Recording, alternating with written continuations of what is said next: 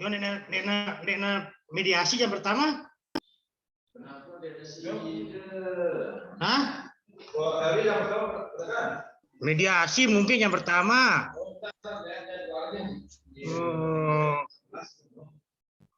Mediasi.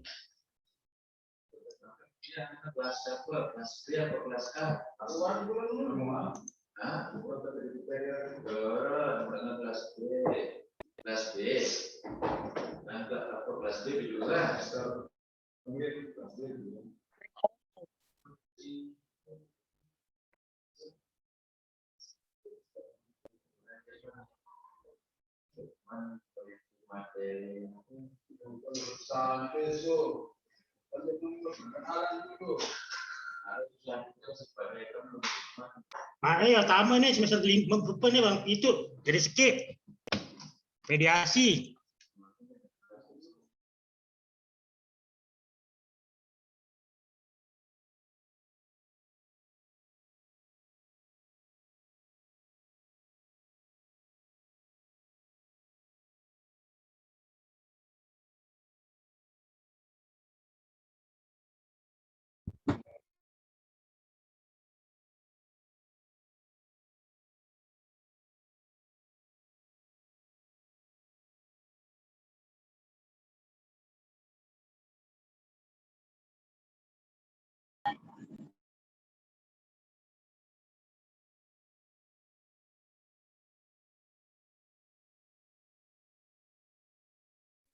Rajin kuliah Hudia.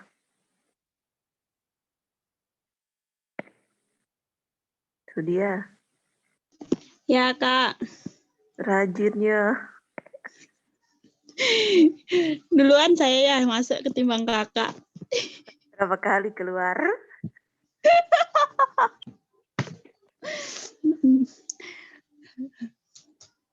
Biar nggak dikasih nilai C.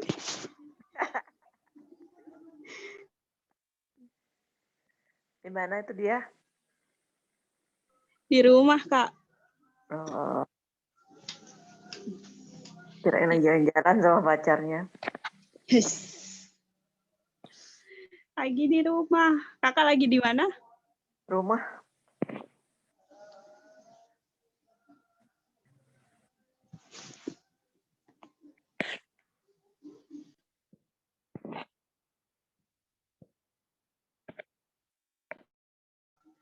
Kelas B mana? Kok nggak ada yang masuk, Kak?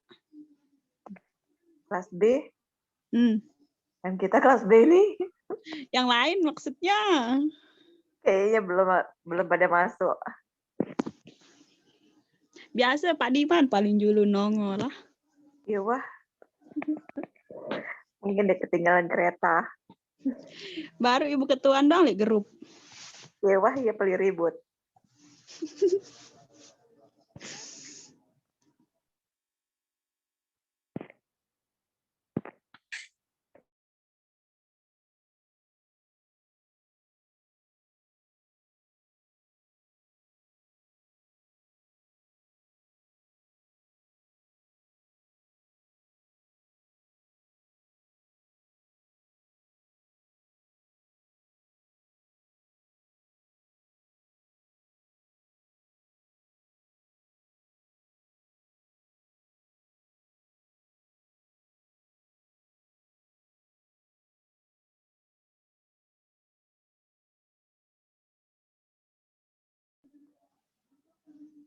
Firda, jadi nggak 500.000?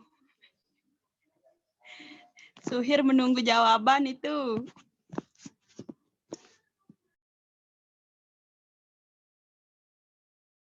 Jadi. Nggak ada potongan harga?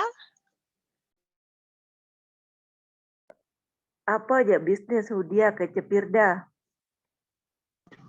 Firda telamar 500.000, Kak. Ini gama. Dedek mele Firda. Wah, sanggupinnya si Firda lagu.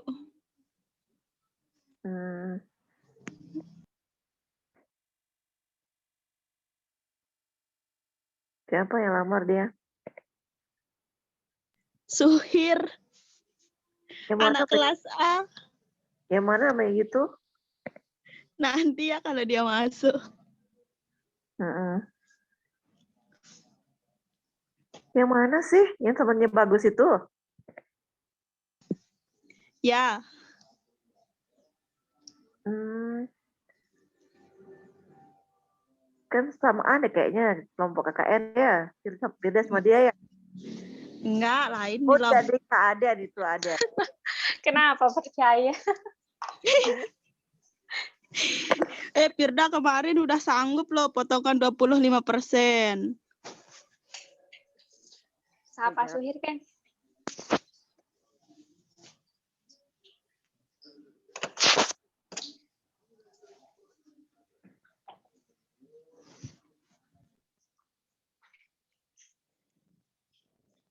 Udah jangan bergosip. Kak Eci, ayo ikut ke pesanggrahan, kita bawa ke Pundung.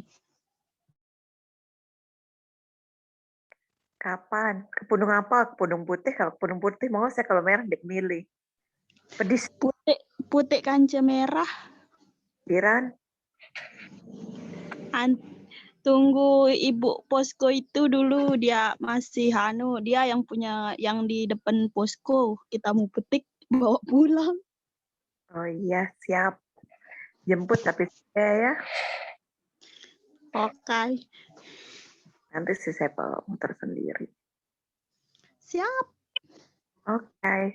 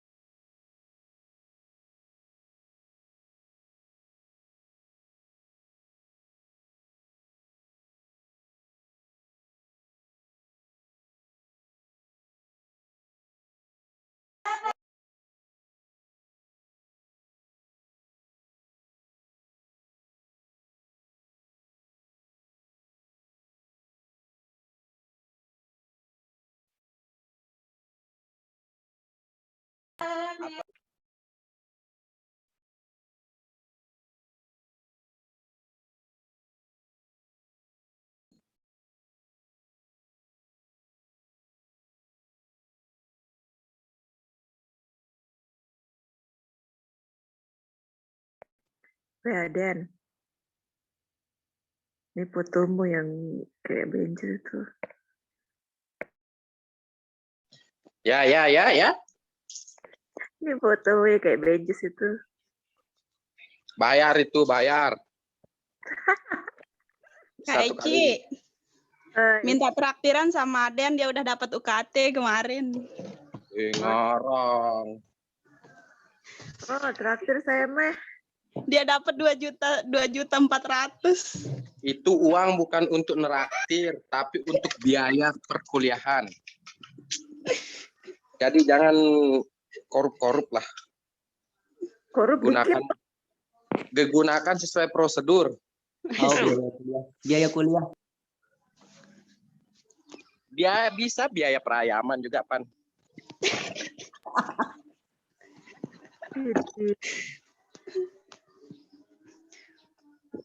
Biaya makan sudah. Apa aja Mbak Eci ini? Biaya makan sudah. Aina lo no. Saya jaga. Aden lo, Tio. Apa lu? Mana ketak-ketok nih? Oh, ibu telu Aden. Mama aku, Bu. Belum mulai ini? Oh, Apa guna UKT 24? Belum mulai ini ke? Udah. Mulai wah. Yo, dia makanya kalau mau mulai orang tuh diem.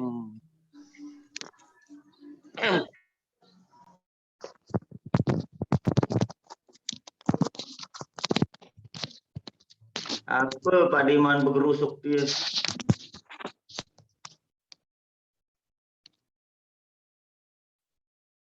mulain sudah.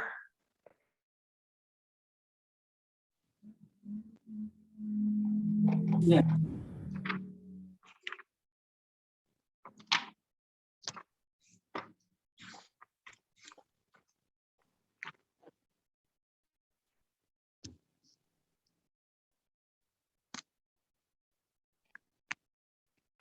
Tumben Pak Diman telat tamu.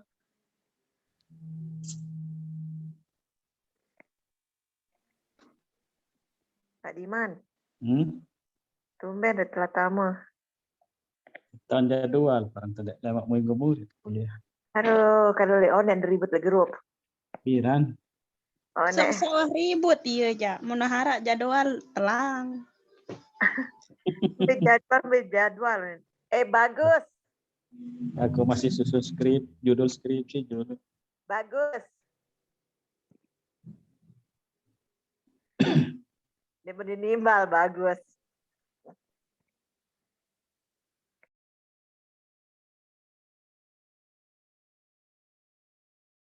Raja Brian bener-bener ngeraus, bagus. Sekir nih, Bu.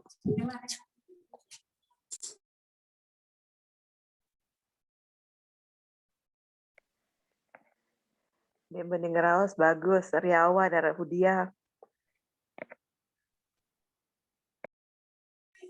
Sekir nih dengan Sekir nih dengan Inggar. Oh, Husuk na takut tebaitin Pak Manuk kan. ketepelagian kandun.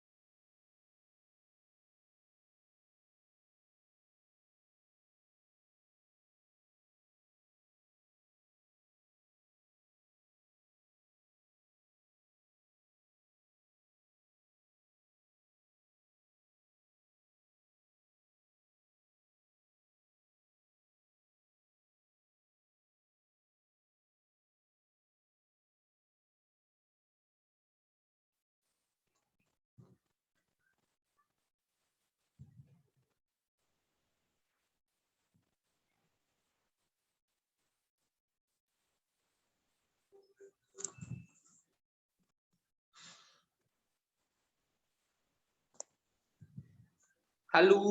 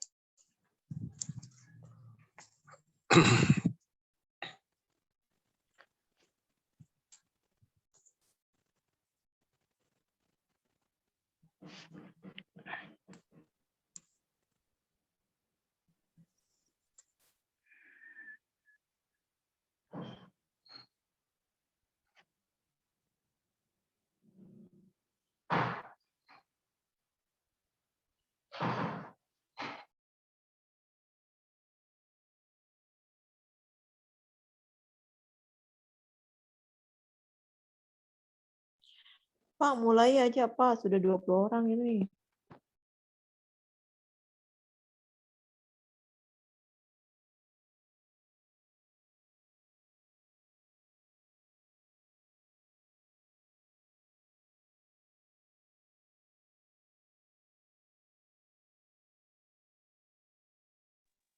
Tidak sabar, Budi Hati ya sabar dulu dengar. Hindi no aku no, Kak Eci no yo, panasrit yo.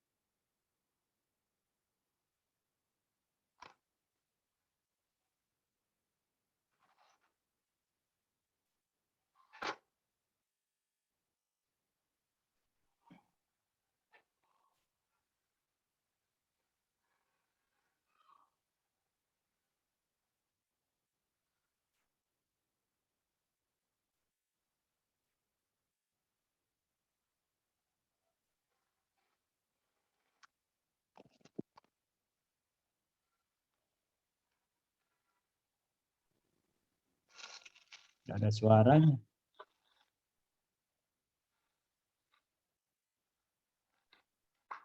Ya. Sudah 21 orang. Mana yang lain suruh masuk cepetan?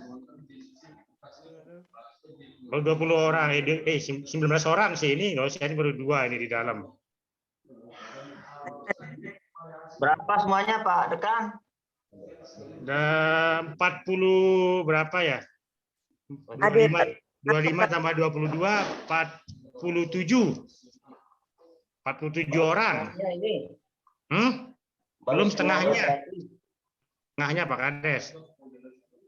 Atau belum tahu jadwal? Ada yang Sudah, nggak bisa, Pak. kan ada di siakat. Buka siakatnya kan kelihatan jadwal langsung. Iya, iya, iya. Ada yang belum bisa masuk juga, Pak. Belum bisa masuk. Iya, baru ke Pak Nopi telepon saya, Pak, katanya nggak bisa masuk. Ini masuk, ini temennya masuk semua. Mungkin sinyalnya dia di sana mungkin. Bisa jadi, Pak.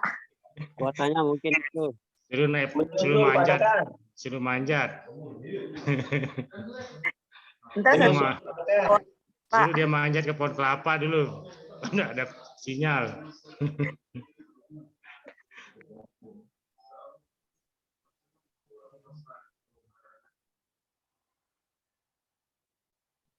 Dosennya sudah masuk.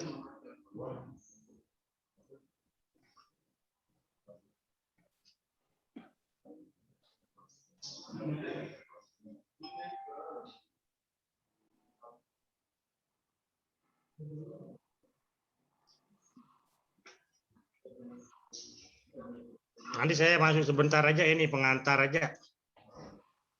Nanti ada Pak Janul Fikri itu, Pak Gemamat Muzakir, Ya, Pak. Pak Ahmad masih belum ini. Arak kancanaran Nopita Sari berombok Pak Nopi ya.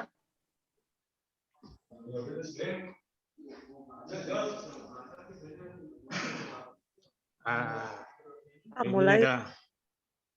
ada 4 orang, ada 4. Mulai sebentar.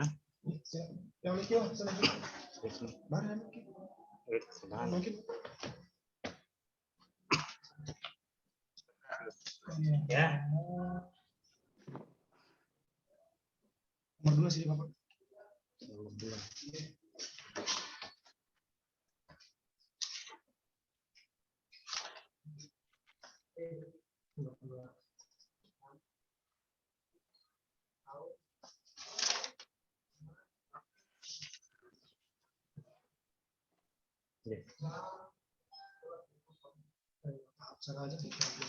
Sudah dapat yang nunggu di sini kan? Oh gitu. Ambil ini Bang. Yang nunggu Mas Olidi, saya kan ajar di sini. Siapa? Olidi yang MPN. Oh. Sudah kenal sih dulu. Tadi di chat, sudah ngajar juga katanya nih, mari ketemu di kampus. Kita mulai ya. Ya. Bismillahirrahmanirrahim. Assalamualaikum warahmatullahi wabarakatuh. Waalaikumsalam warahmatullahi wabarakatuh. Kita ketemu lagi sudah 2 bulan nggak ketemu ini. Ini namanya aja yang muncul, nggak ada namanya, nggak ada yang keluar videonya. Cuma Pak Nopi, Pak Diman, Adrian, Bagus, Pak Kades Jenggi, Pak Nasri. Yang lain ini namanya saja. Masih di dapur sepertinya kalau yang perempuan. Aden sudah muncul ini videonya. Assalamualaikum. Waalaikumsalam. Firman, Nur Said. Meza mana videonya? Maudia. Mbak Eci mana videonya? Pak Basopi, Bayu, Ningsih, Leni, Panji, Pak. Suherjan, Rona, Kaluisan.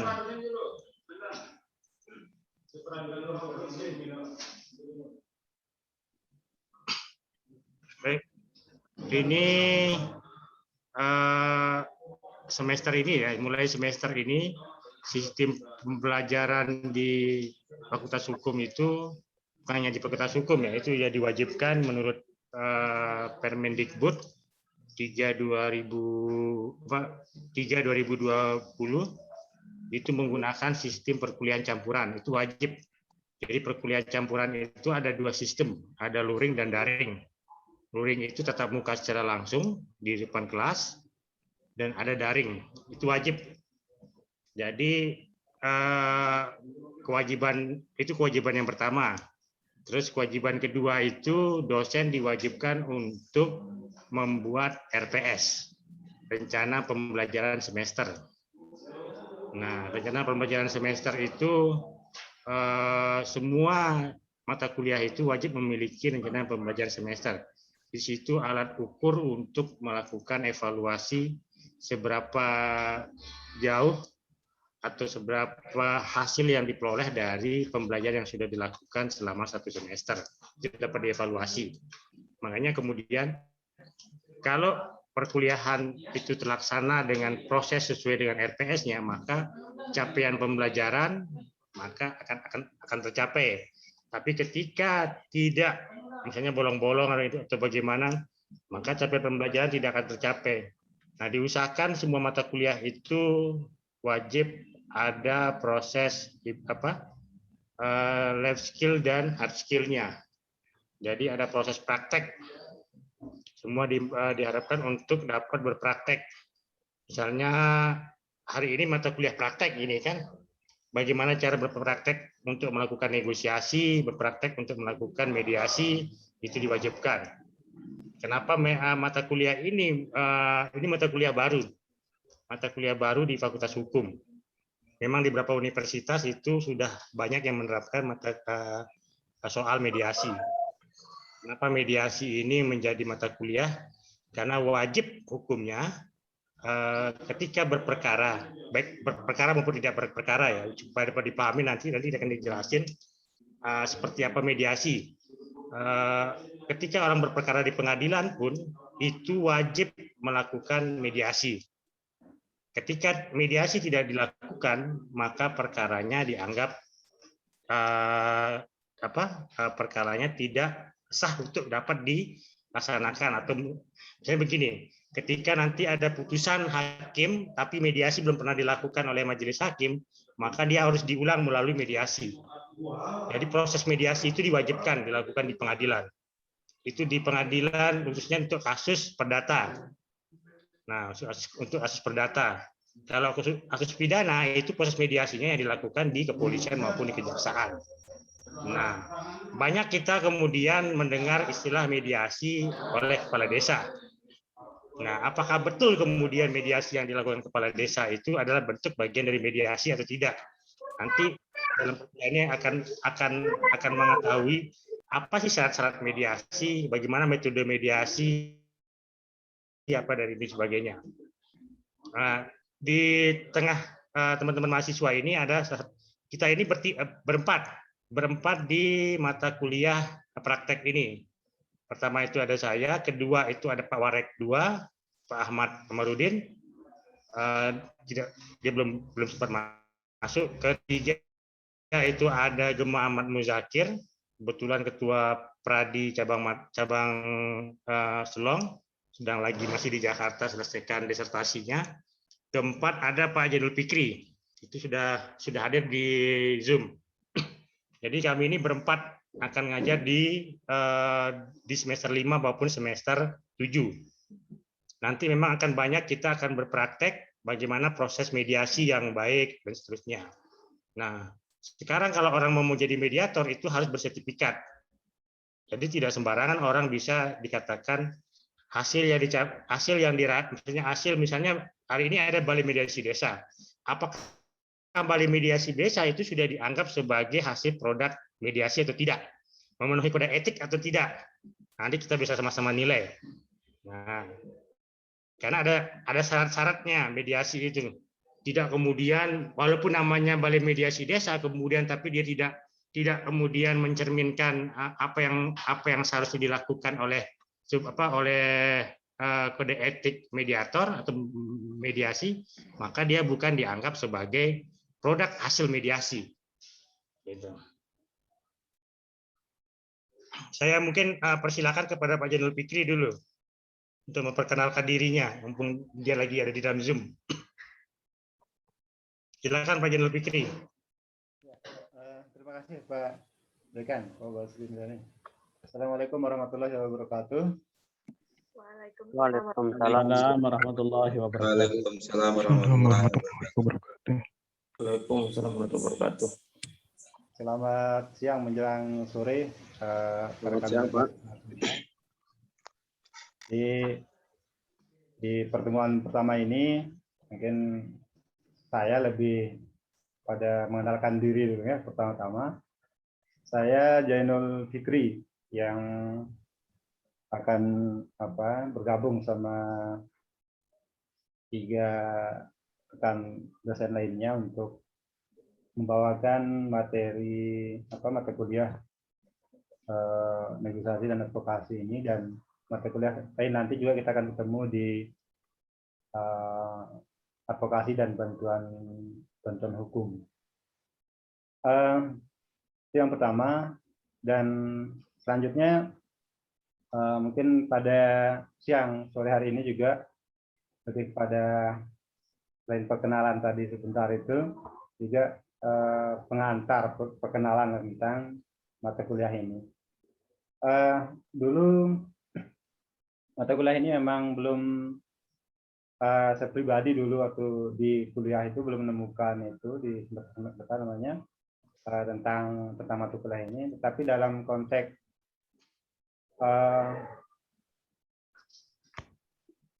bagaimana melakukan negosiasi dan mediasi itu selama ini dimanapun kita berada ya, pada dasarnya sesungguhnya kita sudah melakukan praktik-praktik negosiasi maupun mediasi ini, sadar ataupun tidak sadar.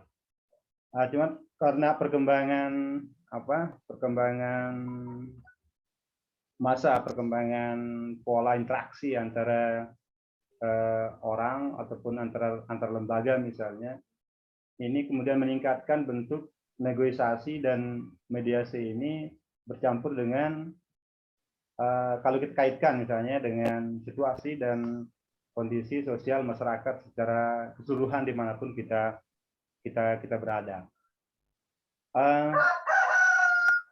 Dalam konteks pergaulan di desa misalnya, di pemerintahan desa, kebetulan ada Pak Kades, juga praktik-praktik mediasi sesungguhnya selama ini sudah banyak dilakukan oleh teman-teman di pemerintah desa.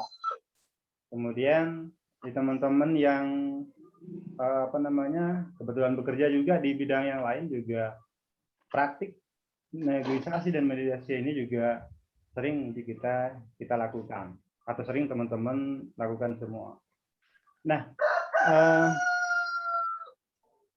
perkembangan selanjutnya seperti yang saya katakan awal, sesuai dengan perkembangan masa, perkembangan pergaulan interaksi masyarakat baik secara pribadi maupun dalam konteks antar kelembagaan misalnya.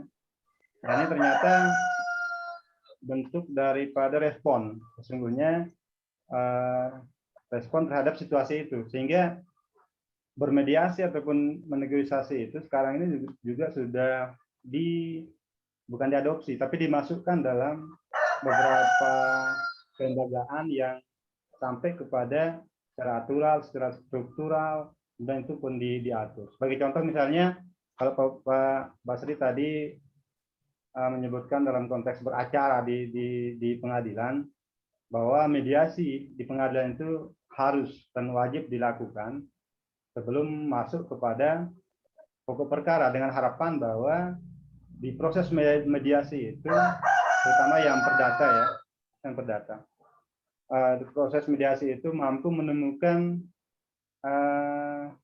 penyelesaian, perdamaian sebelum masuk kepada persidangan. Karena biar bagaimanapun konteks mediasi ini lebih menguntungkan, baik secara dari semua sisi saya kira, baik dari sisi waktu, sisi biaya, sisi terbangun dan bertanya konflik misalnya di antara dua orang atau lebih yang sedang dihadapkan pada persoalan di tingkat mereka. Oleh karena itu mediasi ini sesungguhnya adalah bagaimana menyelesaikan persoalan di antara 2 atau 3 orang atau lebih yang sedang menemukan persoalan misalnya atau masalah yang pola penyelesaiannya sangat menguntungkan bagi kedua ataupun bagi pihak yang sedang bermasalah. Nah, di pemerintah daerah khususnya Lombok Timur misalnya juga sudah kalau tidak salah ada 3 tahun lah. Sudah ada juga balai mediasi kabupaten. Nah, ini juga sebenarnya persoalan persoalan apakah itu secara kelembagaan, secara struktural, sesuai dengan peraturan dan lain sebagainya, mungkin di hari yang lain kita bahas. Tetapi yang tujuan utamanya jelas adalah bahwa mediasi itu sesungguhnya menghindari penyelesaian persoalan yang tidak terlalu merugikan kedua belah pihak yang sedang bersengketa ataupun sedang menghadapi masalah. Nah, di desa juga tadi disebutkan, meskipun tidak semua desa ya hari ini, tapi Balai Mediasi Kabupaten saya dengar juga sedang mendorong desa-desa ini untuk membentuk lembaga mediasi di tingkat desa, sekiranya akan memfasilitasi, memediasi warganya yang kebetulan sedang dihadapi oleh persoalan, apakah itu persoalan perdata, persoalan pidana, atau persoalan-persoalan yang lain di tingkat desa. Nah, ini tentu catatannya adalah bahwa pengetahuan kita tentang mediasi ini akhirnya menjadi sesuatu yang penting, karena dia tidak bisa lepas dari interaksi kita dalam pergaulan kita di masyarakat. Nah, mungkin itu sebagai pengantar dari saya.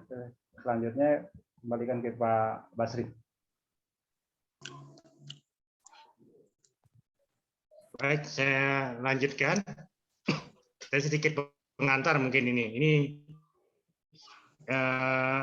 praktek negosiasi dan mediasi ini yang sebulan, mungkin bukan sebulan ya, 1 semester ini yang akan kita pelajari terkait soal apa sih mediasi, kemudian apa itu mediator, bagaimana negosiasi, apa itu negosiasi, sampai ke prosesnya, sampai nanti ada juga materi kalau secara pengantar ya konsep advokasi atau mediasi ini itu kalau katanya Mansur Fakih itu ada sebagian daripada kerangka kerja advokasi yang komprehensif dari Mansur Fakih. Dia menjadi profesi baru, kemudian mediator ini menjadi profesi baru sejak kemudian proses penyelesaian kasus-kasus bisnis ya, kasus-kasus bisnis itu mulai kemudian dengan cara mediasi atau dengan cara musyawarah mufakat. Kalau kita yang berideologi Pancasila ini itu sudah cukup lama mengenal yang namanya praktek-praktek mediasi. Itu namanya ada dulu kalau di ini kita adalah musyawarah mufakat. Jadi mengakhiri sebuah sengketa, mengakhiri sebuah perkara itu dengan musyawarah mufakat. Nah, tapi sejak era 90-an itu menjadi sebuah profesi baru kemudian. Nah, profesi baru yang harus bersertifikat. Nah, dia harus bersertifikat mediator, baru bisa diakui sebagai mediator itu. Itu sejak tahun 90-an. Jadi perkara-perkara bisnis itu paling utama diselesaikan dengan mediasi. Nah, ada juga selain soal bisnis ya, ada juga perkara yang diselesaikan dengan mediasi. Biasanya itu adalah kasus-kasus pidana yang terkait dengan tindak pidana ringan misalnya. Itu diselesaikan dengan mediasi. Kemudian ada sengketa informasi. Nah, sengketa informasi juga diselesaikan dengan mediasi. Ketika dia masuk bersengketa soal informasi, diawalilah dengan proses mediasi lebih dahulu. Jadi paling utama itu adalah soal bagaimana kemudian penyelesaian perbedaan, sengketa, konflik itu diutamakan melalui proses dialog yang dikemas dengan mekanisme mediasi ataupun negosiasi. Itu yang paling utama. Jadi ada pengemasan proses dialognya itu menjadi melalui mekanisme mediasi dan negosiasi. Nah, tadi seperti yang saya katakan, kita sudah mengenal ini cukup lama karena ini menjadi bagian dari filosofi bangsa Indonesia, menjadi ciri utama bangsa Indonesia, yaitu menyelesaikan sebuah masalah perkara itu lewat musyawarah mufakat yang diatur di pasal 4 Pancasila, pada sila keempat Pancasila. Nah, menggunakan pendekatan kekuasaan atau pengerahan kekuasaan, tekanan, kebudayaan kekerasan, pemusatan dan dendam sehingga semakin jauh dari kehidupan yang harmoni. Karena kalau itu yang diutamakan, maka seperti perang misalnya, perang itu kan tidak ada yang namanya mediasi. Perang itu adalah perebutan, penguasaan. Bagaimana kita menguasai, bagaimana kita memperoleh yang namanya kedaulatan itu selalu dengan, maka itu jauh dari sikap harmoni, tapi beda dengan kemudian penyelesaian masalah dengan cara musyawarah mufakat. Seperti gambar ini ada negosiator A, negosiator B, kemudian ada mediator, kemudian ada pengamat atau tenaga ahli. Nah, seperti inilah proses mediasi yang sebenarnya atau yang sesungguhnya atau yang dipersyaratkan menurut peraturan perundang-undangan. Seperti kalau dilihat gambar ini ada negosiator A. Negosiator A ini adalah orang yang berkonflik. Negosiator B juga adalah orang yang berkonflik. Kemudian ada mediator, apakah dia bersertifikat atau tidak bersertifikat. Kemudian ada pengamat atau tenaga ahli. Kemudian, nah pengamat ini kemudian memberikan saran, memberikan pendapat terkait dengan misalnya kalau perkara-perkara yang kemudian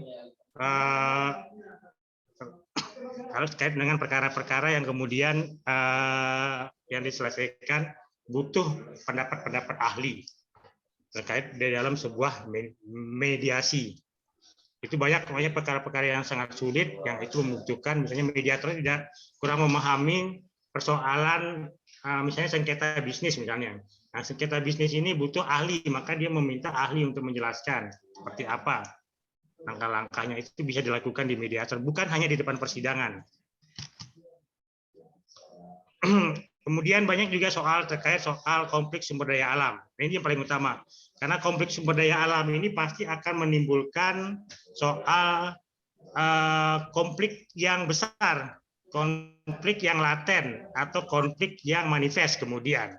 Yang namanya konflik ketika dia tidak dimanajemen, ketika dia tidak diselesaikan, maka akan bisa menjadi konflik yang besar, kecil menjadi besar.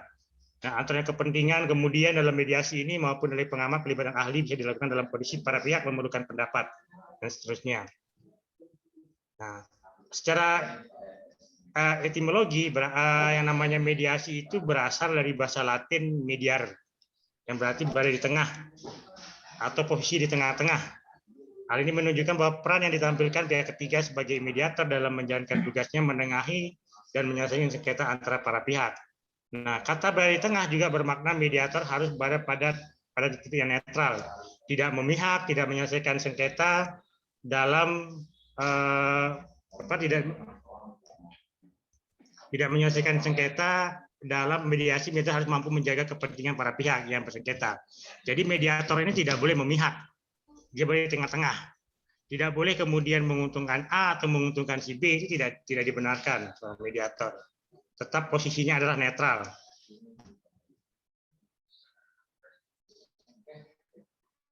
Mediasi adalah upaya penyelesaian konflik dengan melibatkan pihak ketiga yang netral dan tidak memiliki kepentingan. Itu tadi untuk mencapai pencarian solusi yang diterima oleh kedua belah pihak. Mediasi merupakan salah satu proses penyelesaian sengketa lebih cepat dan murah, serta dapat memberikan akses lebih besar kepada pihak menemukan penyelesaian memuaskan dan menemukan rasa keadilan. Mediasi adalah cara penyelesaian sengketa melalui proses perundingan untuk memperoleh kesepakatan para pihak dengan dibantu oleh mediator. Itu pengertian dari secara umum.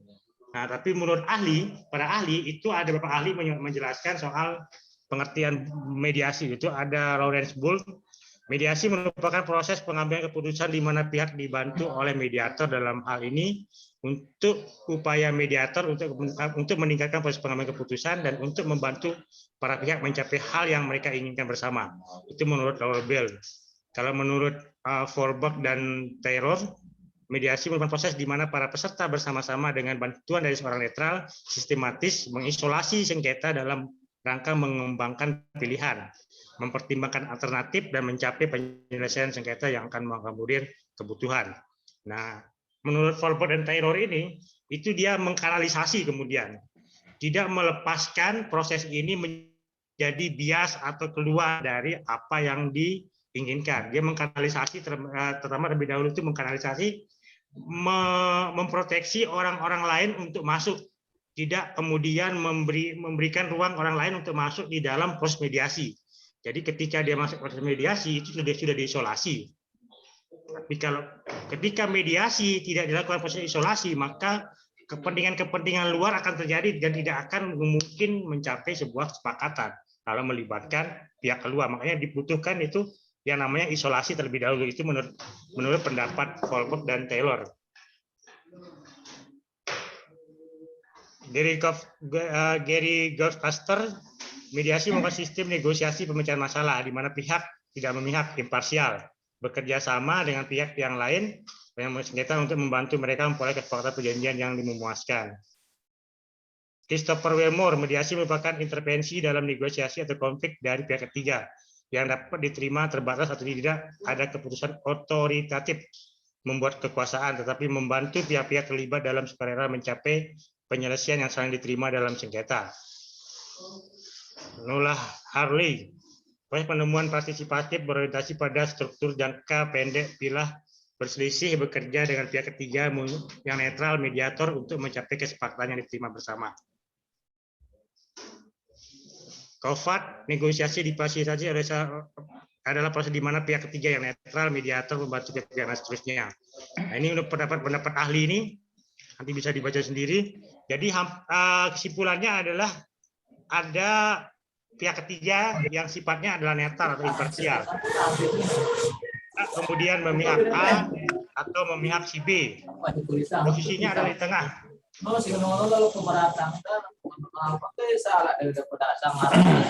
Ini dulu speakernya siapa itu? Pak Jaki itu. Hah? Pak Jaki dimatiin speakernya.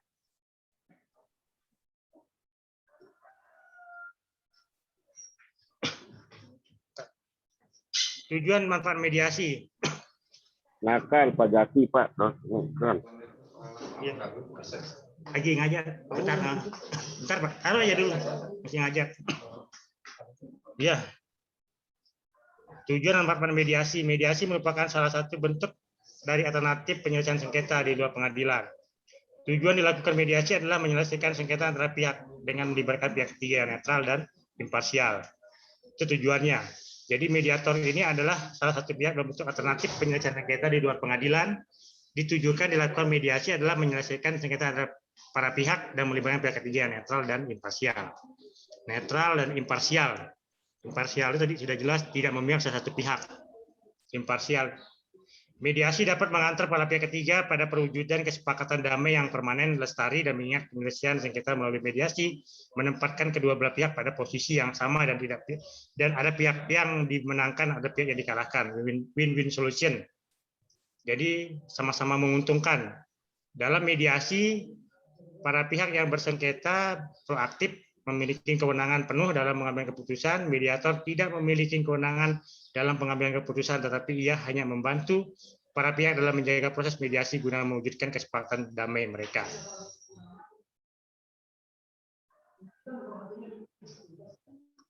Kapan mediasi dan negosiasi diperlukan dalam rangka advokasi? Nah, ini nyambung dengan materi kuliah advokasinya nanti. Jadi hingga saat ini masih ada juga pihak yang berpandangan negosiasi dan mediasi tidak diperlukan dalam proses advokasi. Itu pandangan yang salah. Jadi dalam advokasi yang namanya negosiasi dan mediasi itu sangat diperlukan. Itu sangat penting. Itu ujung tombaknya kemudian di dalam advokasi. Dalam kondisi keterbukaan, memang banyak pandangan di antara ketika orang masuk ke pengadilan itu banyak yang berpandangan mediasi tidak menjadi hal yang penting. Tapi kalau dipahamin secara ini, padahal enak kemudian ketika orang bermediasi selesai, maka konflik tidak ada. Yang namanya orang berperkara ini yang menang, pasti ada pilihannya adalah menang kalah. Tidak ada orang yang dua-duanya menang. Jadi kalau tidak berperkara, kalau di mediasi itu kan tidak ada yang namanya kalah menang, tapi sama-sama menang. Makanya hasilnya adalah win-win solution. Nah, win-win solution dan tidak ada kemudian dendam, tidak ada kemudian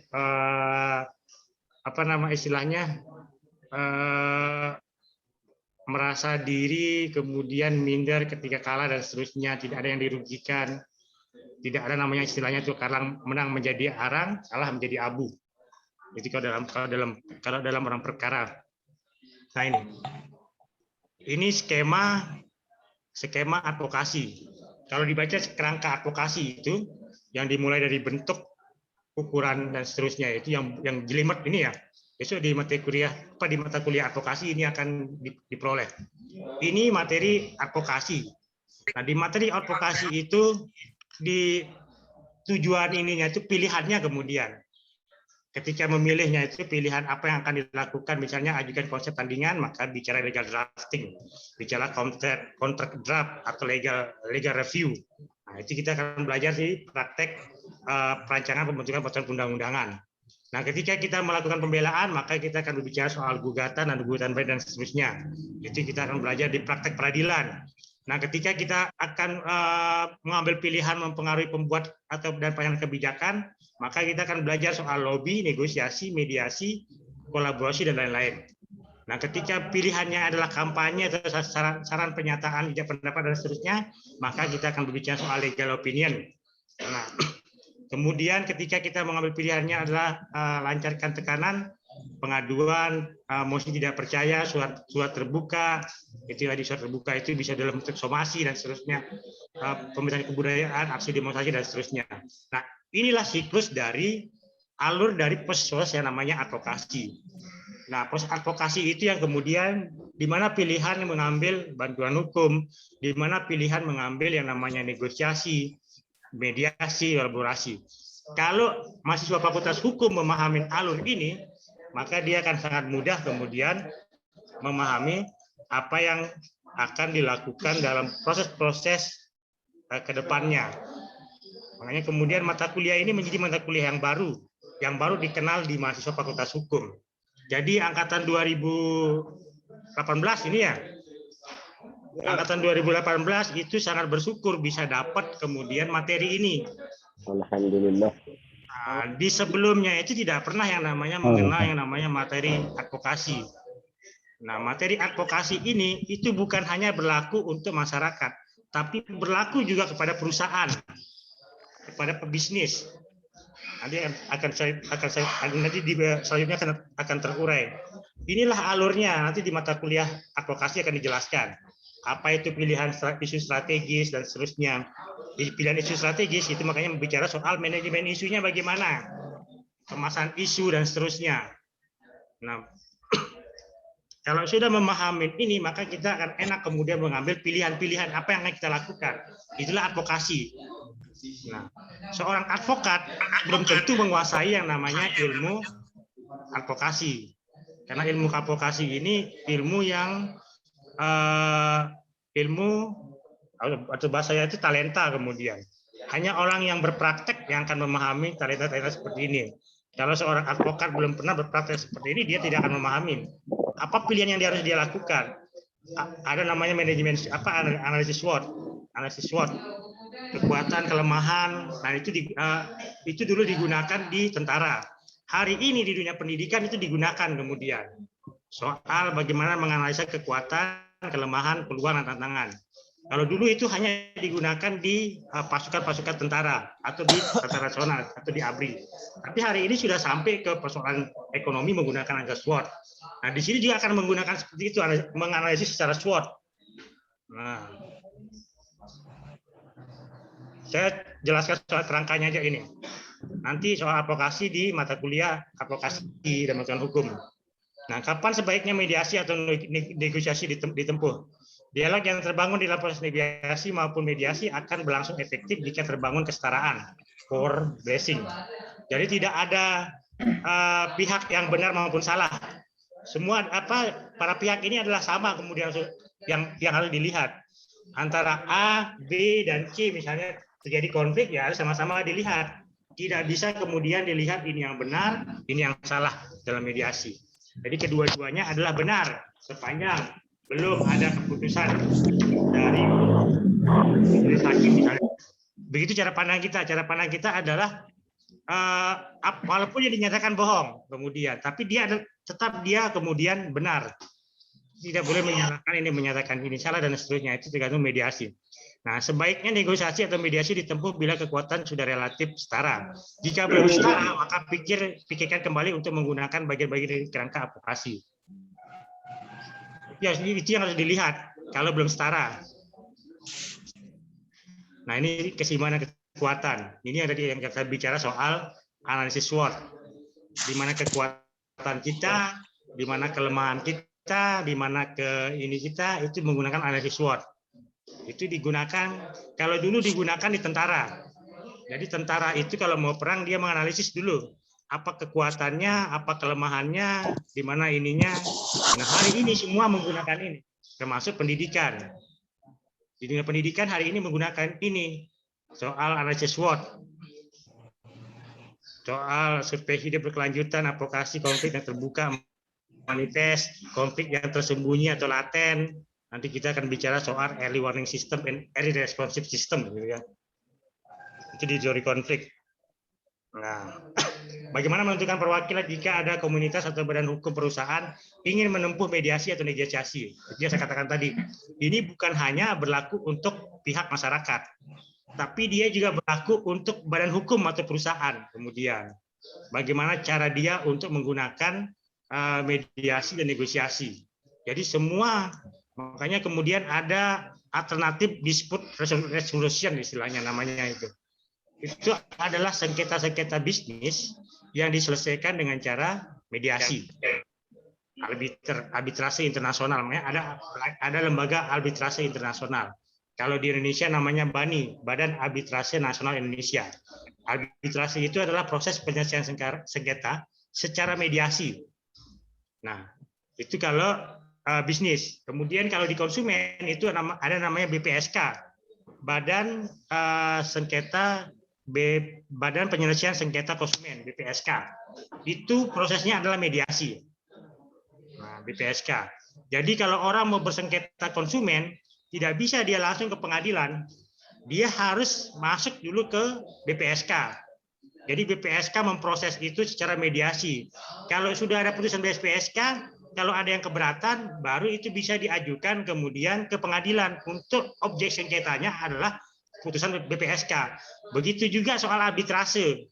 Jadi kalau arbitrase, setuju dan tidak setujunya itu adalah putusan arbitrase yang diajukan ke pengadilan negeri untuk disengketakan. Bukan masalahnya kemudian yang disengketakan. Setuju tidak dengan putusan Bani misalnya, ketika Bani mengambil keputusan. Kalau tidak setuju, itu yang diajukan ke pengadilan negeri. Nah, begitu juga di dalam peradilan hubungan industrial. Nah, di pengadilan hubungan industrial juga demikian. Jadi, ketika buruh atau perusahaan tidak setuju dengan tidak setuju dengan upah, kalau upah itu larinya ke PT UN ya, bukan ke pengadilan negeri. Tidak setuju dengan PHK misalnya. Kalau PHK masuk dia ke ini, karena yang di PHK, karena yang memberhentikan bukan negara. Kalau upah kan UMR ya. Kalau upah kan penetapan dari pejabat TUN, masuk dia ke pengadilan TUN. Kalau tidak setujunya buruh terhadap soal upah UMR. Tapi kalau upah yang kemudian yang diberikan oleh pengusaha, ketidaksetujuan buruh itu baru masuknya ke pengadilan hubungan industrial.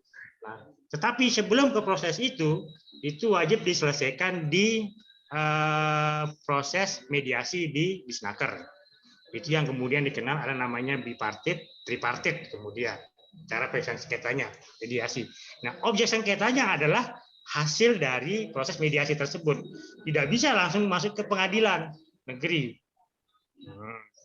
Itu yang sering kita kenal dengan nama hukum acara peradilan, hukum acara perdata khusus istilahnya. Sama seperti sengketa partai politik. Sengketa partai politik PAW itu tidak bisa kemudian orang yang di PAW itu langsung mengajukan gugatan ke pengadilan negeri. Dia harus diselesaikan di Mahkamah Partai. Baru bisa mengajukan ke pengadilan negeri. Nah, Mahkamah Partai inilah yang menjadi mahkamah untuk penyelesaian sengketa secara mediasi. Itu. Nah, ini rata-rata diselesaikan secara mediasi. Ini adalah itu yang kemudian menjadi hukum acara peradilan, hukum acara perdata khusus. Nah, hukum acara perdata khusus itu bagian dari proses penyelesaian secara mediasi. Demikian juga sengketa pemilihan ya. Misalnya sengketa pemilihan itu ada sengketa pemilihan kepala daerah, sengketa pemilu. Jadi ketika dia keberatan terhadap bukan hasil pemilihan ya, proses administrasinya. Ketika dia tidak setuju dengan proses administrasinya, maka dia mengajukan keberatan ke Bawaslu. Nah, hasil dari Bawaslu itu yang baru bisa diajukan gugatan ke pengadilan TUN. Nah, itu bedanya. Kenapa hasil Bawaslu diajukan ke TUN? Ya karena Bawaslu adalah pejabat TUN. Bukan seperti tadi perusahaan itu adalah bukan pejabat TUN, makanya diajukanlah ke pengadilan negeri. Begitu juga PAW. PAW yang diberhentikan oleh partainya bukan pejabat TUN. Oh, di DPR. Siapa punya suara dimatikan dulu suaranya. Pak Dim. Dimut. Itu. Jadi ini yang dikenal kemudian menjadi hukum acara perdata khusus. Nah, kalau hukum acara pidana khusus kan sudah jelas hukum pidana di luar KUHP. Kemudian mana cara menentukan perwakilan jika ada komunitas atau badan hukum perusahaan ingin menempuh mediasi atau negosiasi. Lalu bagaimana dengan perwakilan perusahaan? Perlu dipahami, kewenangan pengambilan keputusan dari kewenangan bertindak secara hukum dalam perseroan terbatas ada di tangan direksi. Karena itu jika yang mewakili perusahaan bukan direksi secara langsung, maka direksi harus menunjuk kuasa sebagai perwakilannya. Artinya perwakilan perusahaan harus menunjuk surat kuasa dari direksi yang di dalamnya menyebut nama-nama penerima kuasa dan kewenangan-kewenangan dalam mengambil keputusan dalam proses negosiasi dan mediasi. Tanpa ada perwakilan yang menerima mandat secara legitimit, maka sulit bagi forum perundingan atau mediasi bisa bekerja efektif. Logikanya, penjelasan sederhananya begini. Tidak semua orang yang bekerja di sebuah perusahaan itu dapat mewakili perusahaan. Nah, yang dapat mewakili perusahaan itu adalah menurut Undang-Undang PT itu hanya direksi. Direksi itu adalah direktur utama, dirut. Dirut ini yang hanya bisa mewakili direksi untuk di luar maupun di dalam. Tetapi dirut inilah yang kemudian yang bertindak untuk dan atas nama perusahaan dapat kemudian memberikan kuasa kepada seseorang. Untuk dia bertindak untuk dan atas nama perusahaan tersebut. Itu baik di dalam pengadilan maupun di luar pengadilan. Jadi tidak semua kemudian. Nah, sama seperti pemerintahan daerah. Pemerintahan daerah kemudian tidak semua yang ada di situ berkewenangan kemudian bertindak untuk dan atas nama pemerintahan. Hanya misalnya soal sengketa di desa, ya hanya kepala desa, atau di Pemda ya hanya bupati kemudian, atau hanya gubernur di tingkat provinsi misalnya. Tidak kemudian wakil bupati, tidak kemudian sekda, kepala dinas atau kepala wilayahnya yang berhak bertindak. Karena dia bertindak itu untuk dan atas nama, kemudian ada sumber kewenangan di dalamnya. Itu maksudnya. Begitu juga dengan perusahaan. Nah, ini cara menentukan perwakilan. Jadi nanti di materi selanjutnya akan diuraikan, akan dijelaskan semua tadi itu. Yang tadi bagian-bagian yang sudah disampaikan. Kita hanya menyampaikan kemudian sebatas ini sebagai pengantar kemudian, pengantar perkuliahan. Dari sekian banyak itu. Ada tokoh perempuan, kepala desa, pemilik lahan, tokoh adat, tokoh pemuda, tokoh agama, korban, dan seterusnya. Ada mandat, ada sumber kewenangan, ada pembagian peran, ada pertanggungjawaban. Baru bicara negosiasi dan mediasi. Bagaimana perkembangan praktek mediasi di Indonesia saat ini? Mediasi telah berkembang menjadi pilihan yang diharus utamakan sebagai mekanisme penyelesaian perbedaan, sengketa konflik, baik di dalam pengadilan maupun di luar pengadilan. Di dalam pengadilan, Mahkamah Agung RI telah mengatur secara tegas bahwa mediasi merupakan bagian dari hukum acara di dalam penanganan perkara perdata di pengadilan negeri dan di pengadilan agama melalui putusan Peraturan Mahkamah Agung Nomor 1 Tahun 2016 tentang prosedur mediasi di pengadilan. Ini perubahan dari Perma Nomor 1 Tahun 2008. Jadi ada Perma Nomor 1 Tahun 2016 tentang prosedur mediasi. Nah, bagaimana sementara di luar pengadilan menggunakan mekanisme mediasi yang telah diadopsi di sengketa lingkungan hidup, sengketa konsumen, sengketa kehutanan, pertanahan, perburuhan, hak cipta, perbankan dan asuransi, bahkan oleh lembaga-lembaga internasional seperti World Bank, IFC maupun CAO dan SPO. Itu sudah mengadopsi soal mediasi. Nah, saat ini mediasi di luar pengadilan juga sudah diadopsi oleh grup korporasi besar di sektor perkebunan dan kehutanan sebagai bagian dari kebijakan atau komitmen sustainability atau dikenal dengan nama komitmen NDPE. No deforestation, no peatland, no exploitation. Nah, dalam perkembangan terbaru mediasi juga akan masuk ke wilayah pidana, mediasi penal istilahnya dulu. Yang dirumuskan sudah masuk dalam draft rancangan Undang-Undang KUH pidana yang sedang digodok di DPR RI. Jadi dia lebih dikenal dengan nama mediasi penal kemudian. Kalau di kejaksaan itu namanya restoratif justice. Kalau restoratif justice itu bukan mediasi. Restoratif justice itu kemudian pengembalian pemulihan. Misalnya orang dipidana, misalnya orang mencuri 2,5 juta. Ya, dia diwajibkan mengembalikan pemulihan sesuai dengan apa yang dilakukannya itu dengan 2,5 juta tersebut kepada korban kemudian. Hanya sebatas itu. Tahapan mediasi di pengadilan, mediasi di luar pengadilan, ada pramediasi, ada mediasi, ada pasca mediasi. Ininya mekanismenya.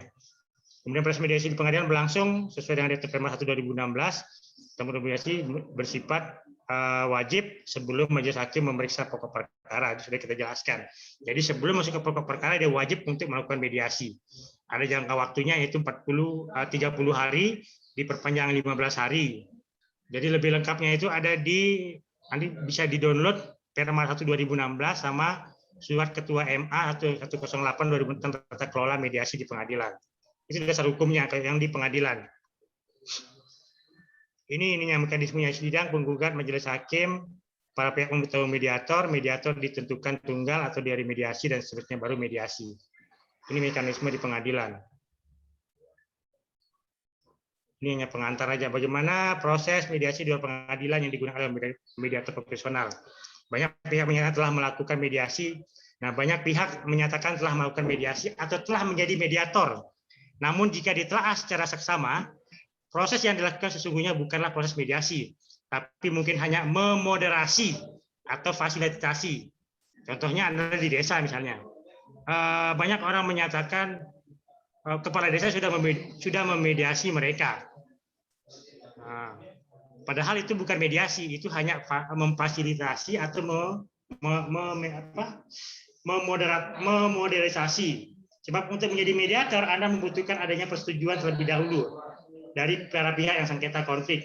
Dan dalam proses mediasi, Anda harus menjunjung tinggi kode etik sebagai mediator atau lain imparsial, tidak memihak, bebas konflik kepentingan, memperlakukan para pihak secara setara, memberikan kedaulatan kepada para pihak untuk membuat keputusan atau kesepakatan, dan sebagainya yang kita akan jelaskan. Itu ada aturannya di Perma nomor 1 2016. Nah, kenapa BMD tidak bisa dikatakan sebagai balai mediasi desa? Itu jadi pertanyaan. Bisa dijawab sendiri dan kenapa BMD bisa hasilnya tidak dikatakan sebagai bagian dari hasil mediasi. Nanti bisa dieksplor sendiri. Itu syarat-syaratnya belum dipenuhi. Nah, bagaimana proses mediasi di luar pengadilan? Tahapan dilakukan proses mediasi itu juga harus terukur sedemikian rupa agar para pihak mencapai konsensus. Karena dalam prakteknya kadangkala ada pihak yang menyatakan telah menempuh mediasi, tapi yang terjadi dalam pertemuan tersebut justru adalah ajang debat kusir, menumpahkan emosi dan amarah sehingga pada saat keluar dari pertemuan justru menyebabkan perbedaan, sengketa, konflik dan sebagainya. Tentu bukan ini tujuan mediasi. Mediasi hendaknya menghasilkan perbaikan relasi menjadi suasana yang harmoni. Terciptanya kesepakatan perdamaian dan disepakati bersama dan saling menguntungkan para pihak. Kesepakatan yang lahir secara sukarela, tidak ada tekanan. Ini proses mediasi, kemudian ada persiapan, pasca, tahapan persiapan, tahapan pemecahan masalah dan seterusnya. Apa saja kode etik yang dipatuhi? Mediator sejati menjadi jembatan para pihak bersengketa konflik untuk menemukan konsensus terbaik.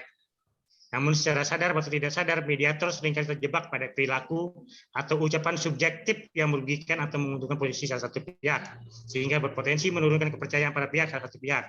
Untuk itulah maka mediator harus paham dan selalu ingat dengan 6 hal wajib pedoman perilaku dan kode etik mediator yang digambarkan di sini. Saya gambarkan di sini deh. Ini kode etik seorang mediator.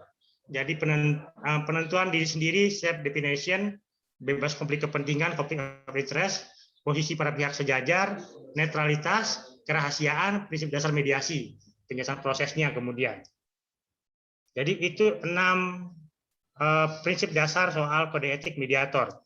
Kalau 6-6-nya ini terpenuhi, maka sudah dianggap sebagai hasil mediator. Tapi kalau 6-6-nya satu saja tidak terpenuhi, tidak dianggap sebagai hasil mediasi.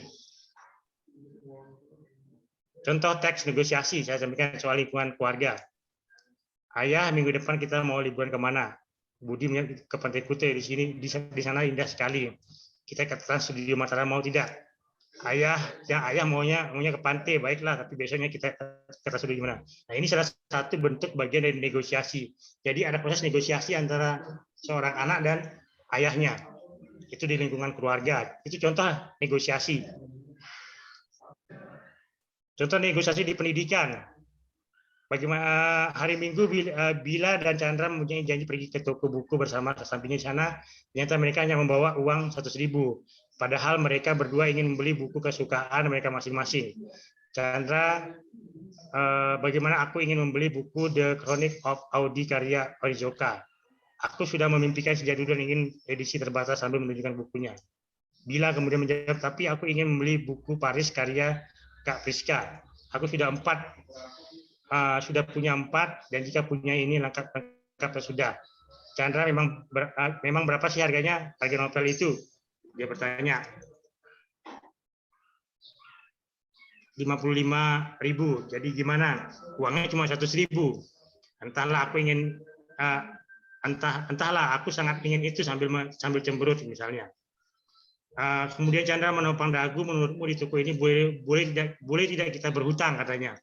Kebiasaan orang Indonesia bertanya ketika dia berhutang. Hanya ini yang boleh beli apa?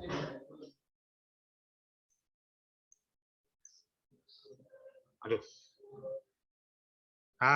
Ini adalah toko buku terkenal, mana mungkin boleh berhutang. Chandra mengelola napas. Apa tidak ada diskon untuk novel kita? Bila tidak, ini bukan awal tahun atau awal bulan. Chandra berpikir sejenak. Aku ingin novel Paris itu bukan tahunku. Jadi itu. Jadi ada proses negosiasi kemudian antara Chandra dan Bila ketika ingin membeli buku dengan uang yang pas-pasan, uang hanya 100.000. Hal inilah yang dilakukan kemudian untuk menyelesaikan proses tersebut. Nah, ini sumber-sumber referensi kita belajar selama 1 semester itu. Ada Priyatna Arbuzahat, nah seterusnya ada Huala Abdrof, Budiano Kustumijoyo, Patrick, Munir Fuadi. Munir Fuadi ini tokoh mediator Indonesia. Kalau bisa dibilang dia adalah bapaknya mediator Indonesia, Munir Fuadi. Karena banyak buku-buku Munir Fuadi, Maria S. Sumarjono, Endarmin Jarab Subudi, dan seterusnya. Thank you. Jadi itu, ada pertanyaan belum? Silakan. Itu materi yang kita akan pelajari selama 1 semester itu. Itu hanya pengantar kemudian. Nanti bisa diambil di Siakat, bisa diambil di LMS, materi itu. Jadi itu penjelasan saya. Jadi mediasi ini bukan hanya kemudian menjadi hal yang tidak penting kemudian sekarang ini. Halo, pada kan? Ya. Halo. Bertanya. Ya, Pak Kadim ya? Ya.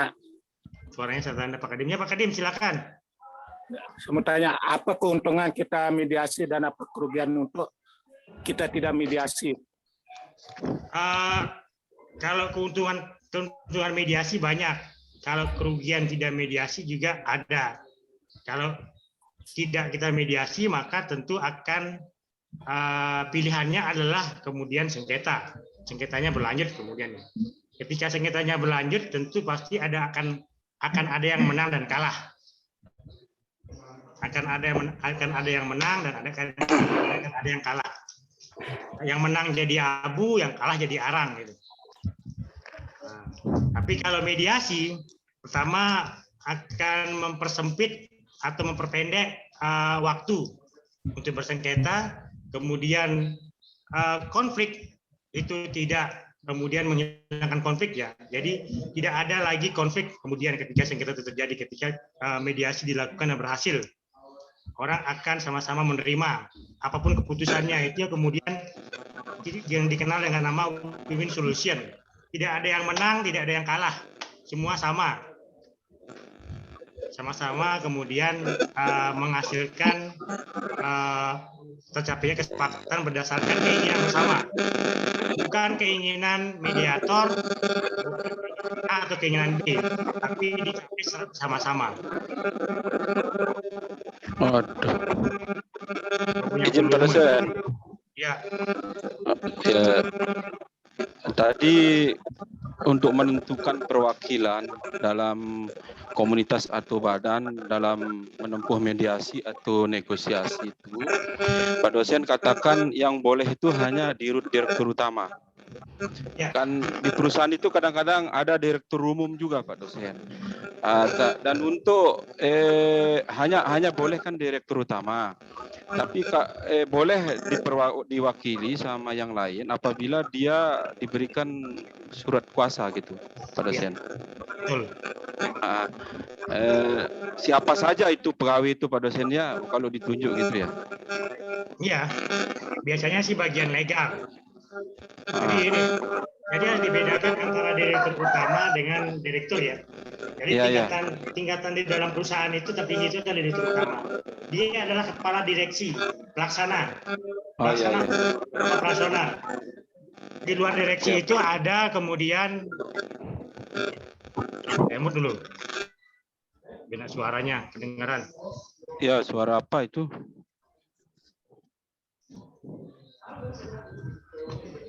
Halo, kedengaran suara saya? Ya, jelas. Jadi ada direktur utama, baru direktur umum, direktur operasional, direktur operasional ya, direktur keuangan. Satu lagi yaitu direktur apa istilahnya dalam perusahaan itu. Ada 3 direktur di dalam perusahaan itu. Direktur-direktur itu di bawah direktur umum, direktur utama, dirut. Nah, di luar direktur itu ada komisaris. Nah, di dalam undang-undang PT yang bertindak untuk dan atas nama perusahaan itu adalah direktur utama kemudian. Di dalam undang-undang sudah dijelaskan di dalam undang-undang PT. Jadi dia adalah pelaksana tunggal di dalam sebuah perusahaan atau dalam PT, badan hukumnya PT misalnya. Nah, di luar itu adalah bawahan dari dirut kemudian. Misalnya ada juga yang namanya ada yang menggunakan presidir kemudian. Nah, di bawah ada banyak perusahaan ini ya. Ada presidir, tapi presidir itu tidak punya kewenangan untuk bertindak dengan atas nama perusahaan, tetap adalah direktur utama. Misalnya ada perusahaan satu, terus kemudian memiliki banyak anak perusahaan. Nah, anak-anak perusahaannya ini tetap dia adalah direktur utama. Kalau presidir ini adalah tugasnya adalah sebagai presiden yang mengkoordinasikan anak-anak perusahaan ini. Tapi dia tidak punya kewenangan mewakili perusahaan. Dia hanya punya kewenangan kepada pemilik saham untuk berkomunikasi dengan pemilik saham. Itu namanya presidir direktur. Di atasnya dirut. Cuma presiden itu biasanya lahir dari banyaknya perusahaan yang dimiliki oleh satu orang misalnya, yang pemilik saham, ownernya istilahnya. Tapi tetap adalah direktur utama.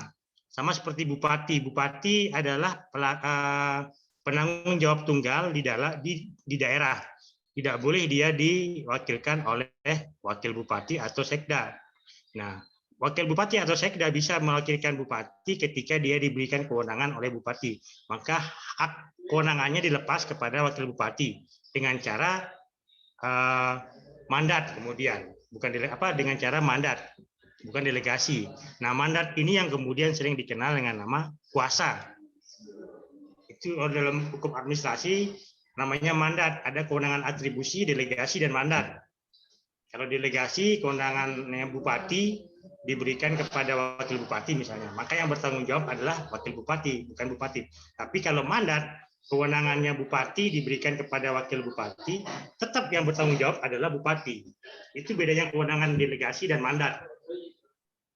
Kalau atribusi adalah kewenangan yang diperoleh dari sumber hukumnya, yaitu undang-undang misalnya. Itu atribusi. Baik, ada pertanyaan lagi masih? Iya, masuk. Masuk sedikit saja Pak Dekan. Iya, terkait dengan mediasi. Kalau mediasi itu kan kalau saya tahu kan biasanya di awal perkara. Pak Martawan. Mana Pak Martawan ininya fotonya? Ya. Kelihatan. Kan ya. Nah ini gagal. Kita kenal mediasi itu kan di awal. Tunjukkan pesonanya Pak Haji Marsawan. Pak Kades. Ya. Nah, gagah Pak Kades ya. Kita kembali ke mediasi ini Pak Dekan. Mediasi. Kalau mediasi itu kalau saya biasa kita tahu kan di awal sebelum perkara berjalan. Ya. Tapi setelah dia perkara itu sudah selesai atau sampai di mahkamah, apakah ada sistem mediasi lagi di sana atau bagaimana? Begini Pak Mas Awan. Ya. Sepanjang dia belum diputus ya, walaupun Ini dia sudah ada diputus udah- di walaupun dia sudah diputus di pengadilan negeri, pengadilan tinggi, tapi para pihak ini kemudian ingin berdamai, maka dia dapat melakukan perdamaian sepanjang dia belum berkekuatan hukum tetap. Sepanjang belum ditentukan ada yang menang, ada kalah itu. Maka dia dapat kemudian melakukan perdamaian. Tidak mesti harus, misalnya dia sedang digugat ya, sedang digugat di pengadilan negeri. Si A kalah, si B menang. Naik ke pengadilan tinggi, si A kalah ya, si B menang, tetap menang itu loh, menguatkan.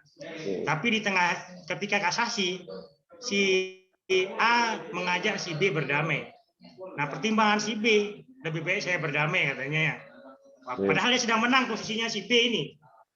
Sedang menang di dua pengadilan. Sedang menang di dua pengadilan.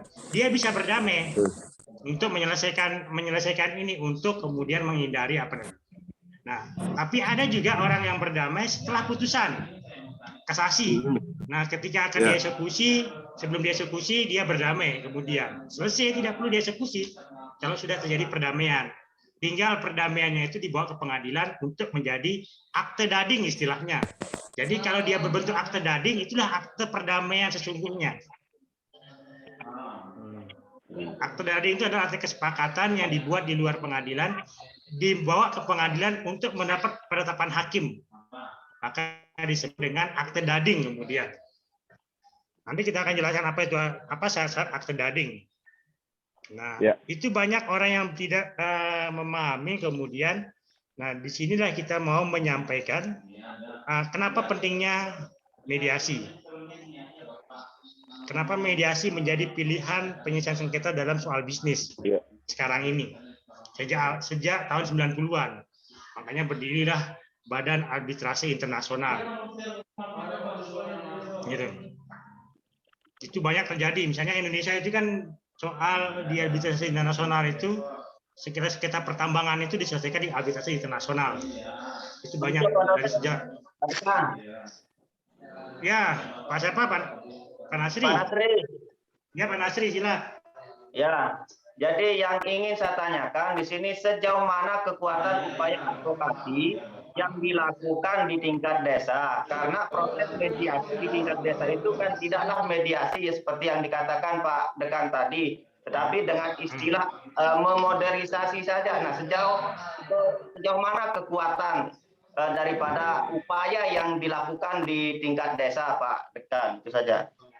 Nah, itu yang harus dipenuhi syaratnya kemudian. Syaratnya harus dipenuhi. Kalau kemudian kesepakatan itu dibuat kemudian untuk mengakhiri sengketa, semestinya langkah-langkah selanjutnya adalah langkah-langkah tadi saya katakan, ada namanya akte dading. Akte dading ini kalau dia sudah ditetapkan menjadi akte dading, maka tidak bisa kemudian dilakukan upaya hukum lagi. Upaya hukumnya sudah inkrah, sudah itu kesepakatan itu. Tapi kalau dia bukan berbentuk akte dading, bukan berbentuk sebuah penetapan dari pengadilan, maka dia belum dianggap sebagai akte dading. Masih terbuka peluang untuk dia bisa digugat di pengadilan.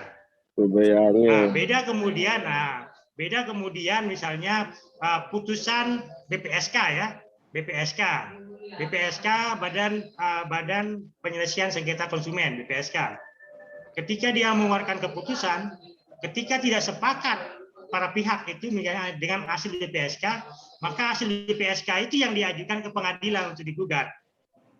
Kalau konsumen tidak bisa kemudian kita misalnya keberatan terhadap perusahaan sampo yang dijual ternyata palsu. Kita keberatan, ini merugikan konsumen. Nah, kita kemudian menggugat perusahaan sampo tersebut ke pengadilan. Itu tidak akan tidak akan diloloskan perkaranya karena belum ditempuh proses mediasi yang harus dilakukan menurut undang-undang, yaitu di BPSK misalnya. Nah, si BPSK itu baru bisa digugat ke pengadilan negeri. Nah, kalau dia BPSK-nya melahirkan sebuah kesepakatan, hasil BPSK itu tidak perlu dibawa ke pengadilan negeri karena dia lembaga yang kemudian diatur, diberikan kewenangan atribusi oleh sebuah undang-undang.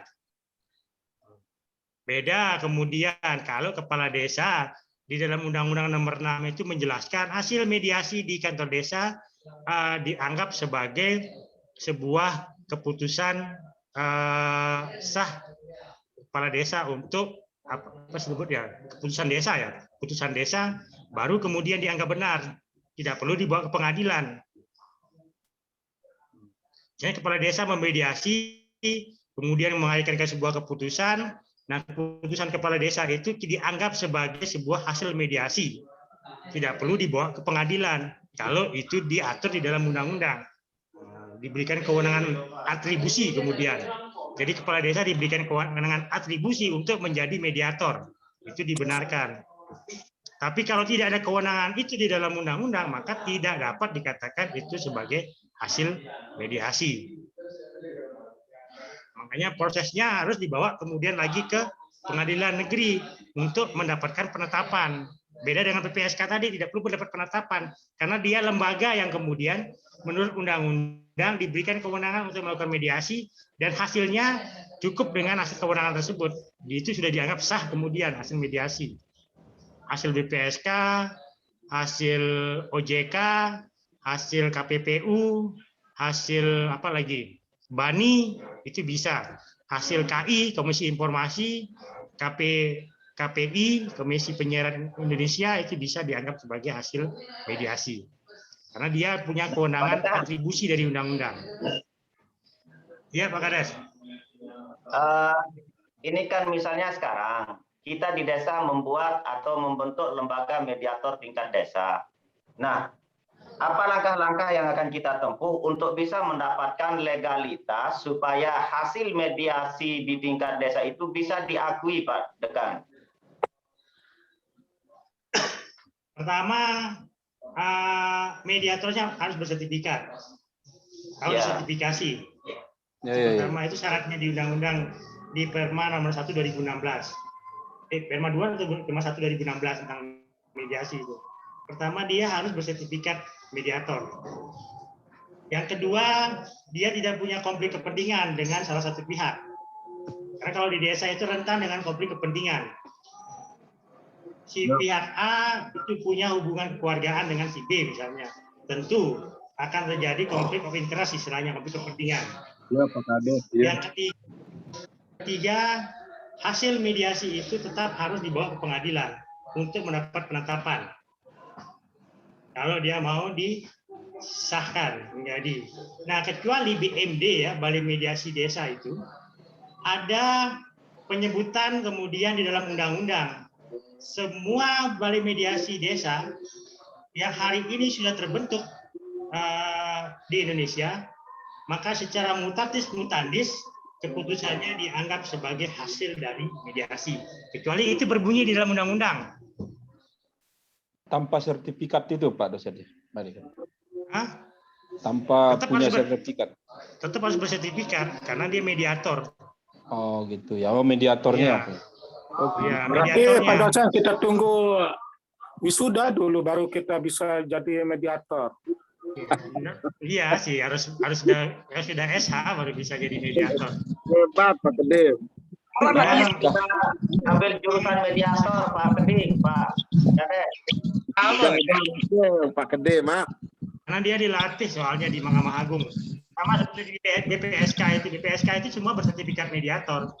Tidak hanya dia hakim saja itu harus bersertifikat mediator. Seorang hakim ya.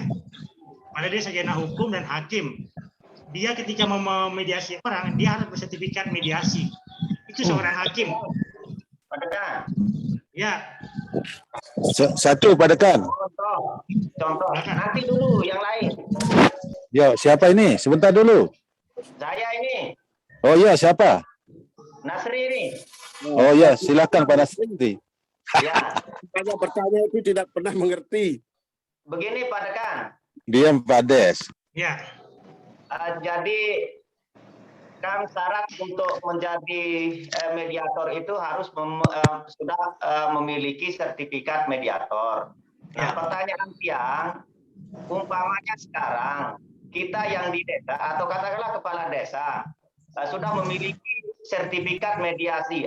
Nah, sekarang itu karena jabatan sudah melekat di kita sebagai mediator di desa, apakah hasil mediasi kita itu sudah sah, Pak Dekan? Belum sah. Belum sah. Karena tidak tegas disebut dalam undang-undang. Belum SH dia itu Pak dosen. Belum bisa dikatakan itu. Di NTB ya, di NTB itu hanya 4 orang yang memiliki sertifikat mediator di luar hakim. Ya. Itu di luar hakim. Itu hanya 4 yang memiliki sertifikat mediasi. Siapa itu Pak dosen? Biar kita tahu. Ada di pengadilan ditulis namanya itu hanya 4 orang itu. Satu Pak dosen. Ya. Halo, ya. Halo Pak dosen. Ya, silakan. Ini terkait masalah perusahaan tadi Pak dosen. Seandainya terjadi pemecatan secara sepihak Pak dosen, bisa mediatornya dinas dari tenaga kerja atau gimana Pak dosen? Itu aja. Dia harus dinas tenaga kerja. Karena dia diberikan kewenangan kemudian. Nah, kecuali kayak begitu. Kecuali kalau kepala diberikan kewenangan seperti dinas tenaga kerja untuk memediasi, untuk melakukan tripartit atau bipartit misalnya. Itu dibenarkan hasilnya. Makanya hasil dari kepala desa itu yang diajukan gugatan ke pengadilan negeri. Kalau ini kan tidak itu yang diajukan, karena itu bukan hasil mediasi dianggap. Nah, kecuali hasil kepala desa itu dibawa ke pengadilan negeri untuk diajukan penetapan. Nah, bagaimana cara penetapan? Itu ada proses penetapan. Ada proses orang yang tidak berperkara. Itu caranya sama dengan orang yang mengajukan gugatan. Itu akan dipanggil pihak-pihaknya untuk didengarkan keterangannya. Apa benar telah melakukan. Sama kekuatannya kemudian. Begitu. Pak Jenderal Fikri mungkin ada tambahan, silakan. Pak Jenderal Fikri. Oh, kamu yang Sarofi ya? Mana Ilman Sarofi? Silakan Pak Jenderal Fikri. Tidak ada suaranya ini. Ada jam kedua sekarang kami. Ya.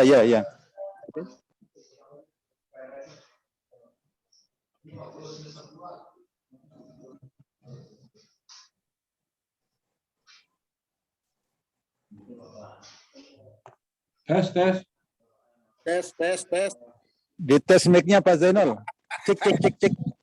Ada anunya nih, Pak dosen, ada suaranya. Masih di mute itu. Masih di unmute itu. Cek. Halo. Oke. Dipencet mute-nya Pak. Sudah itu. Sudah. Udah Pak. Dipencet, dipeset ya mute-nya itu. Sudah. Baik. Ini lebih banyak teman-teman nanya yang dari Pak yang menjabat Kades. Memang di desa itu kan persoalan yang paling dekat dengan masyarakat yang bermasalah itu adalah pasti itu di pihak pertama lah. Pihak pertama yang dituju atau dilalui itu adalah desa. Apakah itu kawil, apakah perangkat, apakah kepala desa. Ya. Nah, kalau ini kan mesti penjelasan tadi itu umumnya yang ditentukan oleh peraturan perundang-undangan ya seperti itu, harus syarat mediatornya harus bersertifikat, kemudian kesepakatan tadi itu juga harus ditetapkan dari pengadilan. Nah, praktik dan pengalaman selama ini, apakah itu sudah bentuknya misalnya hibah atau pemberian misalnya oleh salah satu pihak ke pihak lain, kemudian kepala desa juga ikut menyaksikan, bahkan ikut bertanda tangan misalnya, nyata itu bisa digugat misalnya di pengadilan.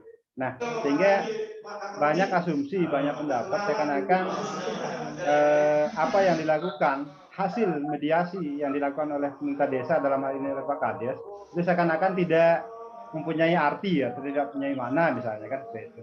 Nah, sebenarnya pada tingkatan sebelum masuk ke pengadilan itu masih bisa digunakan kalau terkait dengan pola pergaulan di tengah-tengah masyarakat. Nah, tapi untuk menghindari itu dan tidak bertentangan dengan undang-undang, maka undang-undang memberikan peluang, memberikan jalan kepada Pak Kades untuk tadi seperti yang disampaikan oleh Pak Dekan, apapun hasil yang ditempuh di desa itu, ya sebaiknya segera untuk diajukan penetapan ke pengadilan. Memang prosesnya sama lah dengan pengajuan gugatan, tetapi secara waktu, secara tenaga, pikiran, biaya itu jauh lebih rendah. Karena kita hanya minta penetapan. Itu yang pertama. Nah, kemudian yang kedua terkait dengan kebijakan-kebijakan yang seringkali menjadi pertanyaan di tingkatan masyarakat terkait dengan perjalanan di desa juga. Nah, pemahaman tentang apa itu mandat, apa itu delegasi, kemudian apa itu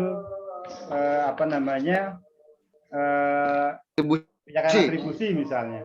Nah, ini kan juga kan tiga hal ini yang harus dipegang erat-erat, diperhatikan oleh teman-teman di kepala desa, sehingga itu menjadi tindakan yang legitimit sebenarnya yang diberikan kepada masyarakat, apakah itu dalam konteks pemerintahannya ataupun bidang keperataannya dan lain sebagainya, terutama dalam melaksanakan program-program di tingkat desa. Nah, itu jadi kata kuncinya adalah terkait dengan bagaimana hasil mediasi desa itu supaya dia kuat, supaya dia sah, bisa itu langsung minta penetapan ke pengadilan. Mungkin itu saja Pak Dekan. Baik, itu sudah Pak. Ini sudah lewat 2 menit ini. Ya. Memang akan asik nanti. Karena ini profesi baru di dalam dunia hukum. Kita udah mediator langsung sebenarnya sama jadi sebenarnya kita sudah dikasih SK langsung sama Pak Bupati itu kaitannya dengan SK mediasi, SK kepala desa saja. Bukan kewenangan bupati, mestinya minta ke DPR RI. Minta ke DPR RI itu rubah Undang-Undang Nomor 6 itu. Rubah Undang-Undang Nomor 6 itu. Di dalam Undang-Undang Nomor 6 itu masih dimasukkan kepala desa juga sekaligus sebagai mediator, itu sah. Di Undang-Undang Nomor 6 Undang-Undang Desa. Bukan di review perubahan undang-undang, minta kepada DPR. Kepala desa ini adalah agen. Pasti. Ini masih panjang Pak Kades, masih banyak bahasan yang akan menjelaskan. Ini menarik, ini menjadi pilihan salah satu profesi baru di dalam ilmu hukum, profesi mediator selain legal drafter ya. Selain legal drafter, nanti belajar tentang teknik undang-undangan itu bagian dari legal drafter. Jadi kalau mau jadi sarjana hukum itu bukan hanya jadi pengacara saja, bukan hanya jadi advokat saja, bisa menjadi mediator, bisa menjadi legal drafter, bukan hanya advokat. Tapi pada saat mana yang lebih banyak uangnya itu dari mediator atau dari pengacara itu? Jadi otak kan kepeng doang. Jadi mediator paling banyak Pak Aceh. Jadi bank yang lebih banyak uangnya Pak Kedim. Jadi bankir ya, jadi bankir. Ada juga apa istilahnya tuh mediasi di perusahaan-perusahaan bangkrut itu. Ada istilahnya. Itu banyak juga itu. Kalau kita memahamin, jadi bukan hanya menjadi pengacara, bukan hanya menjadi jaksa, bukan hanya menjadi polisi, tapi ada mediator kemudian. Mediator Pak Dem. Arbiter itu lumayan. Kalau orang sudah pegang arbiter, berarti kalau sudah pegang perusahaan itu menjadi arbiter perusahaan itu luar biasa. Itu ya, saya ketemu nanti di minggu depan. Nanti ada Pak Jenderal Fitri, ada Pak ini Gema. Saya akhiri. Wabillahi taufiq wal hidayah. Wassalamualaikum warahmatullahi wabarakatuh. Waalaikumsalam warahmatullahi wabarakatuh. Di absen. Nanti di absen, sudah di absen. Nur Said, ngangok bi. Jangan lupa Pak hadir. Halo Pak Kades, sehat Pak Kades. Jangan lupa Pak, alhamdulillah Pak.